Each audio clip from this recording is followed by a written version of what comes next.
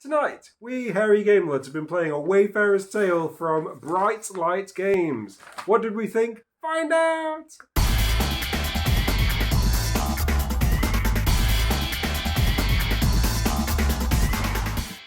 Slightly Beardy James here. So, there's no box for this because it is a print and play.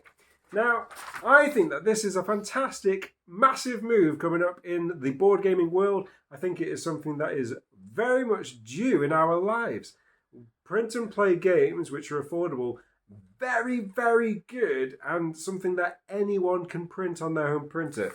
Now, okay, I've splashed the cash out here and I've gone for full colour. I know, look at this. This one's even on card. This one's a black and white one because I wanted to show everyone what black and white looks like, if you can't imagine what black and white looks like. So, the crux of this game comes down to two sheets. You've got your character sheet. Whoa! And you've got your map sheet. Whoa! And each player is going to have one of these. So, I don't know, something a bit like that. And you are going to be making your way around the island. Now, there's a few different types of land that you're going to be able to go on to. So, there's grassland and there's forest land. Can't go into chasms. You've got some desert. You've got some mountains. You've got some water that you can cross that water, but you can't cross that water. And there's a boat there. And you're going to be using your different team members to be traversing those things. So, for example, there's the coachman. He can go on grassland and mountains. There's the merchant. He can go on desert and grassland. There's the guide. Guide can go on jungles and deserts. The adventurer can go on mountains and jungles. Oh my goodness. And then there's the sailor up there who can go on water. And water.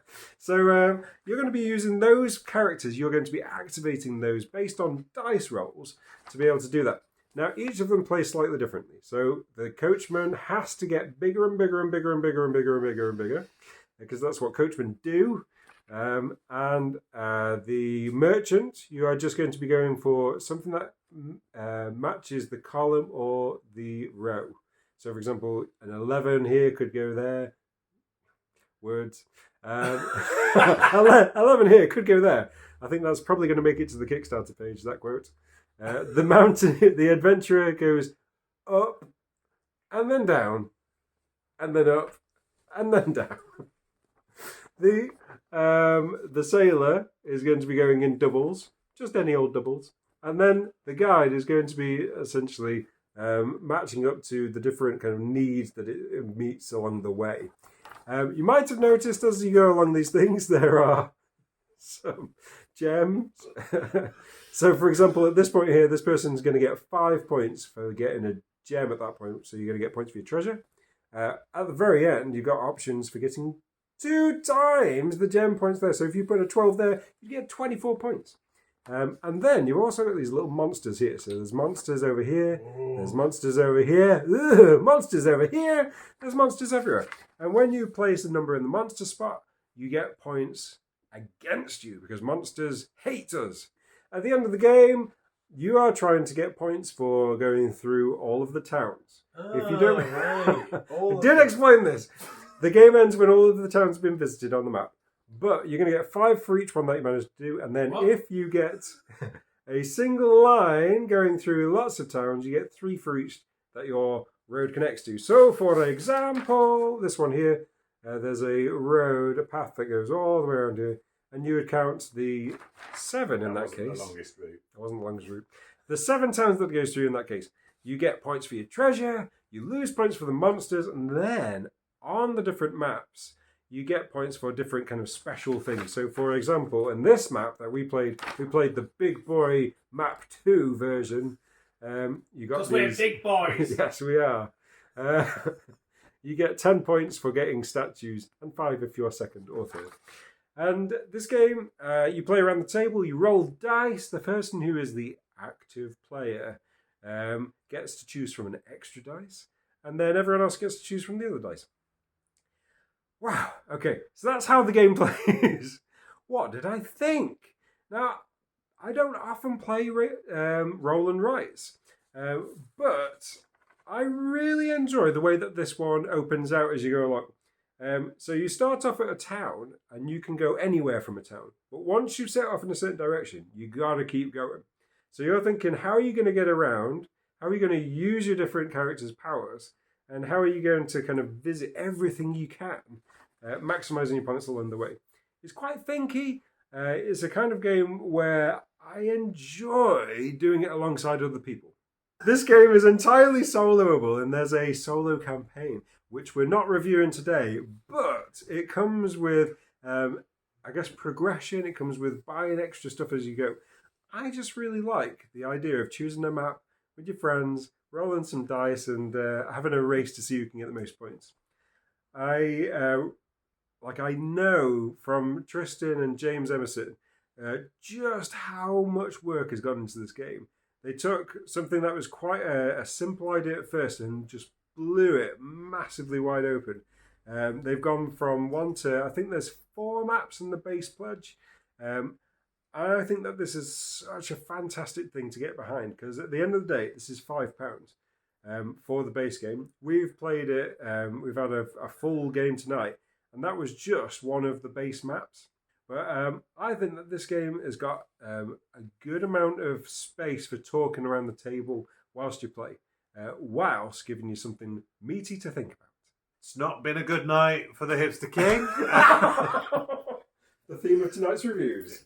In terms of the outcome of the game, but I had a blast playing this. There aren't too many rules to pick up. It's really clear. I tried to keep away from as many monsters as I could and tried to get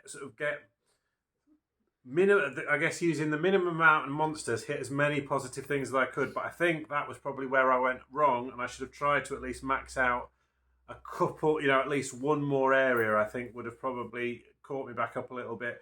Picking the best numbers to get your treasure was the key thing. So I went over here and got a lot of treasure on this, but you're rolling a dice. The maximum treasure you're going to score is 6. You go over, you're working on this one, you could hit 12 on there. You could probably hit 5, 6, 5, 6 on that one, maybe even 8 or 9 possibly. And then up here you could get 24 if you were, or 22. So there were some real chances to max out. I nearly got to max out on that one, but the game was over before I got there. So there's lots to think about. I think playing it as a multiplayer, it is kind of I guess there is an element of it's multiplayer solitaire because you are kind of working on your own game. But actually it's quite interesting because that pressure of having somebody else who might get to the final town before you do, so you've got to try and work out, okay, so I can see that I'm probably not going to finish this game, so how am I going to max out my best scoring? Where are the best scoring opportunities for me on my board here around the treasure is the other thing. I guess it would be the only thing I don't know through only playing it once, and this is just off the back of a one play, so I've got to be honest with that, is I guess I don't know whether there are... I assume there will be better routes on the maps potentially to take. There will be an impact on, I guess, what rolls you have, because depending on what you roll will decide what terrain you can go on to, so there'll be some limitations to that. But I wonder whether, both Ange and I went for a kind of quite a linear route. James chose to use you cannot fork a route. Beg your pardon?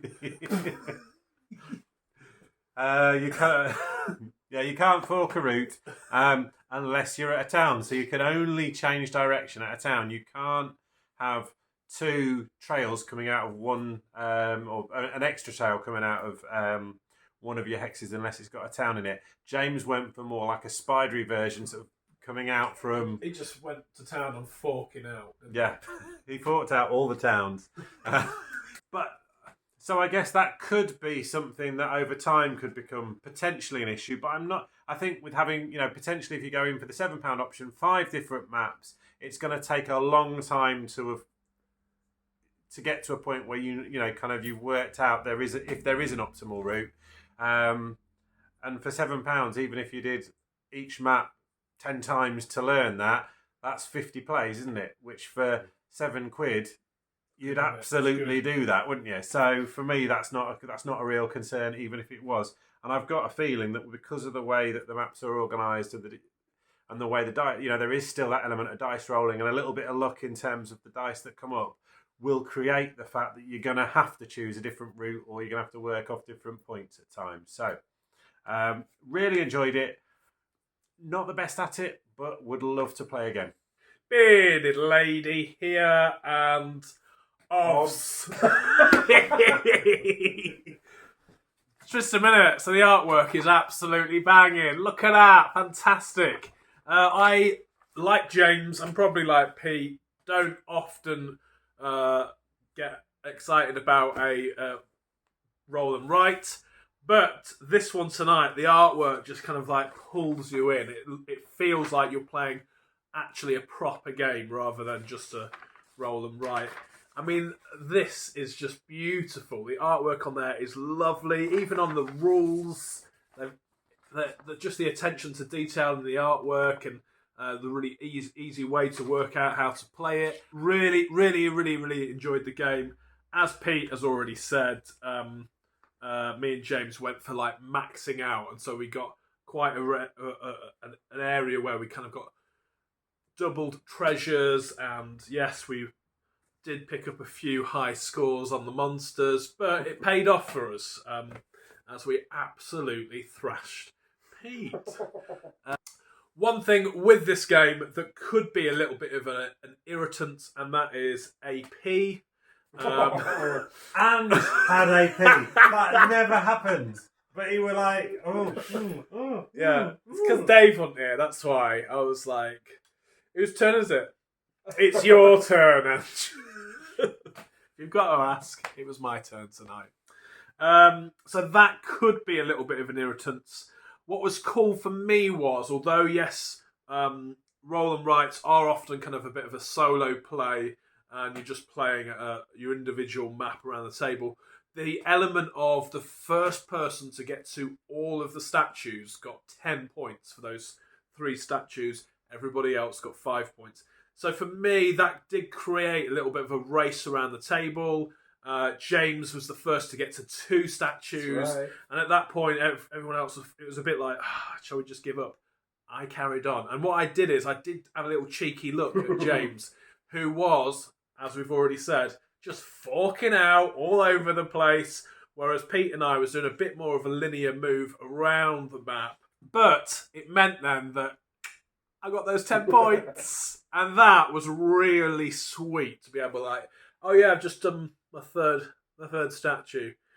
I could see the disappointment in James's face, hearing his voice. You thought you had it, didn't you? Yeah, but you didn't. So yeah, really, really enjoyed the game. James got 1 point more than me. Yeah, boy. So I'm still happy.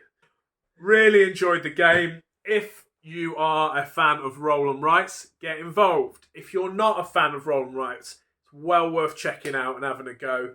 I mean, what's £5? Really, go for it. Have a go. Take the punt on us, and I reckon you're in for a good games night with this on your table. Good times.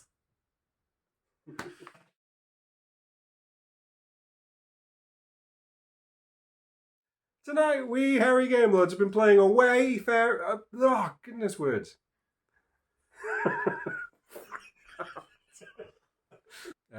This game is a solo game, but sorry, gosh. Okay. They're really gonna hate. He was known in all the towns. Here comes James. He's gonna fork out in here. James the fork outer.